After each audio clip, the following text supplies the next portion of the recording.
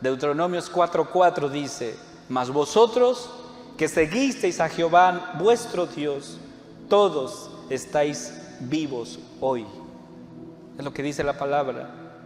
Ahora, esta es la generación, hermanos, al que Moisés le habla, y también a los hijos de ellos. Esta generación que está a punto de tomar posesión de la tierra prometida. Ellos deben conocer quién es Dios. ¿Quién es este Dios que sacó a su pueblo de Egipto? Ellos deben conocer las leyes que Él les dio y las alabanzas y el poder de Dios. Este pueblo debe conocer a este Dios. Por eso, hermanos, Deuteronomio se le conoce como segunda ley, porque Moisés hace un resumen de las leyes, de los eventos del Éxodo, de Levíticos y de Números. Dios nos ha dado su ley, hermanos. ¿Y por qué lo ha dado? Para que tú y yo podamos vivir, para que tú y yo podamos atesorarlo en nuestro corazón. Pero es importante que no nos apartemos de ella, ni a diestra ni a siniestra, para que vivamos con sabiduría y nos vaya bien y tengamos larga vida en esta tierra. Entonces la pregunta surge aquí, y esa es una pregunta no para el que está al lado tuyo, es una pregunta para ti. Si Dios nos ha dado su ley, si Dios me ha dado su palabra para que yo viva de acuerdo a esa ley que Él me ha dado, la pregunta es: ¿de qué manera vas a vivir la vida que Dios te dio? Dios nos ha regalado la vida, hermanos. ¿De qué manera la estás viviendo? Ahora, tú puedes vivirla a tu manera, como a ti te guste o te plazca, o puedes vivirla de acuerdo o a la manera de Dios. Ahora, si es a la manera de Dios, tú debes hoy asumir los siguientes compromisos, el cual quiero mencionar, y lo menciona Deuteronomios capítulo 6. Primer compromiso: enseñar la palabra. Segundo compromiso: guardar la palabra. Y tercer compromiso: poner en práctica la palabra.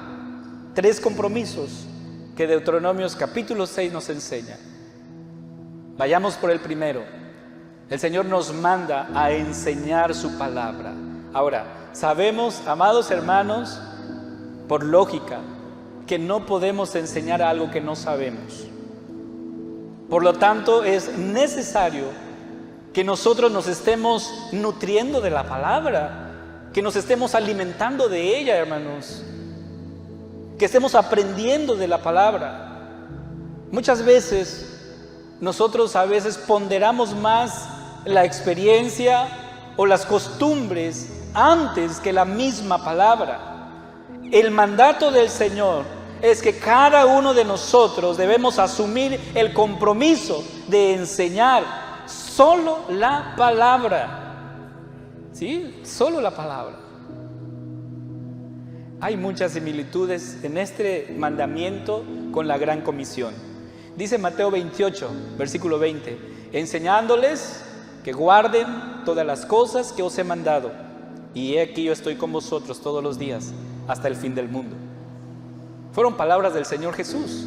Enséñenles. Hay que enseñar, dice el Señor.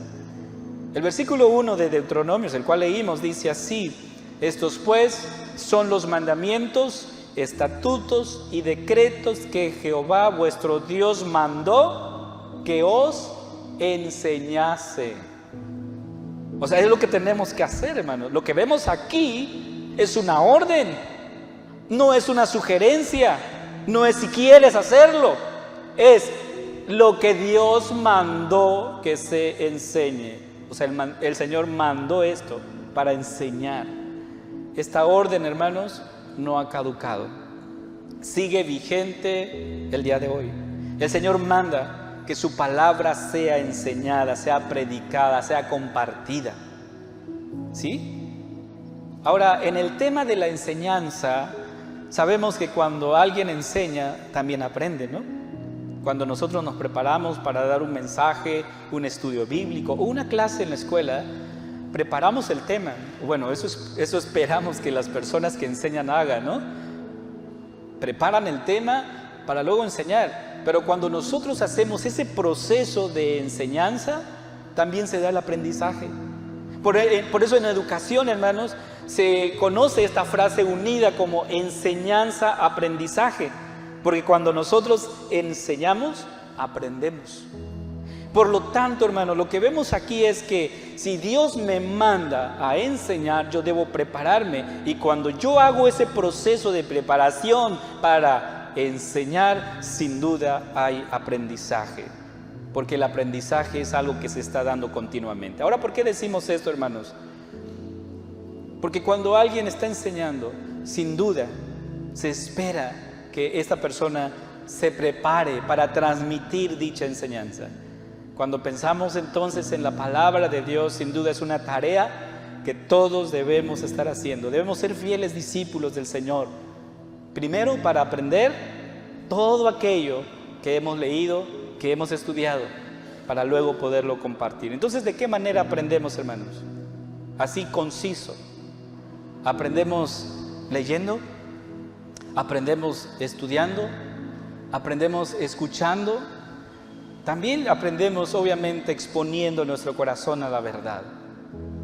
Hay muchas maneras de aprender y necesitamos exponer nuestro corazón a la palabra de Dios. Entonces, el que hoy estés aquí es una bendición para ti, porque estás exponiendo tu corazón a la palabra de Dios.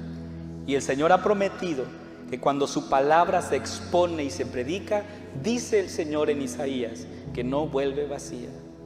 ¿Sí? No vuelve vacía. Entonces tu corazón sale renovado, restaurado, alimentado y todo lo que Dios ha prometido hacer cuando la palabra se predica. Entonces vamos a compartir, vamos a enseñar la palabra de Dios. Gracias a Dios por ello, porque hoy tenemos muchos medios para poder hacerlo. Hoy muchas personas nos siguen a través de la red social. Hay mensajes en YouTube o en otra red en el que podemos acceder y seguir alimentando y escuchando la palabra. Entonces, lo segundo que hay que hacer, el segundo compromiso que hay que asumir es guardar la palabra. El versículo 2 de Deuteronomios, el cual estamos estudiando, dice: para que temas a Jehová tu Dios, guardando todos sus estatutos y sus mandamientos que yo te mando. Presta atención en la frase que dice, guardando todos sus estatutos. Hermanos, el sentido del verbo guardar aquí no es ponerlo bajo llave, como normalmente lo entendemos nosotros, ¿no? Cuando alguien te dice, oye, guárdame esto, es ponerlo bajo llave para que no se pierda, más aún si es algo valioso. Es guardarlo. Nosotros entendemos esa palabra como ponerlo bajo llave, pero el verbo que se utiliza aquí en guardar tiene la idea de preservar, que es muy diferente a lo que nosotros creemos, ¿no? Porque preservar tiene otro sentido. O sea, y tiene la idea de que una enseñanza, un mandamiento, se mantenga, se preserve independientemente del tiempo o las circunstancias. ¿Sí? O sea, es decir, el Señor nos manda a preservar la palabra independientemente de los tiempos, de la cultura y de todas las implicaciones que pudiera existir. ¿Qué ha pasado, hermanos? ¿Cuál es la realidad al cual nos enfrentamos hoy? Y no quiero hablar de lo que está pasando allá afuera, porque muchas cosas pasan allá afuera. Quiero hablar de lo que pasa dentro de la iglesia o dentro de las iglesias. Últimamente hemos visto cómo muchas iglesias están migrando hacia otras ideas, abrazando ideologías que atentan contra la palabra de Dios. Por ejemplo, la palabra es muy clara cuando habla sobre el aborto. Ustedes han escuchado eso. Y no quiero explicar ese punto, solamente quiero dar referencia de lo que la palabra de Dios dice respecto a eso, o de la ideología de género. La palabra es muy clara cuando dice que varón y hembra los creó. Dios no hizo muchos sexos o muchos géneros. Varón y hembra los creó, es claro. ¿Sí? Ahora sabemos, hermanos, que la cultura es cambiante. Lo que antes le llamaban tal vez malo, hoy le pueden llamar bueno. Pero la palabra de Dios no va a cambiar. Dice el Señor en Isaías 48, la hierba se seca y la flor se marchita, pero la palabra de Dios permanece para siempre. ¿Sí? Ahora, lo que la palabra de Dios señala como pecado, va a ser pecado aquí, en China, en Corea y donde sea. ¿Sí? No va a cambiar. Cuando la palabra de Dios te dice, esto es pecado, no cambia a pesar del tiempo y las circunstancias. Eso es lo que la palabra del Señor nos dice. Por tanto, hermanos, tenemos el mandato de preservar en nuestro corazón la palabra pese a los tiempos y a las circunstancias. No solo hay que enseñarla, hay que preservarla, hay que atesorarla en nuestro corazón, de manera que las generaciones que vienen detrás de nosotros crezcan escuchando la palabra.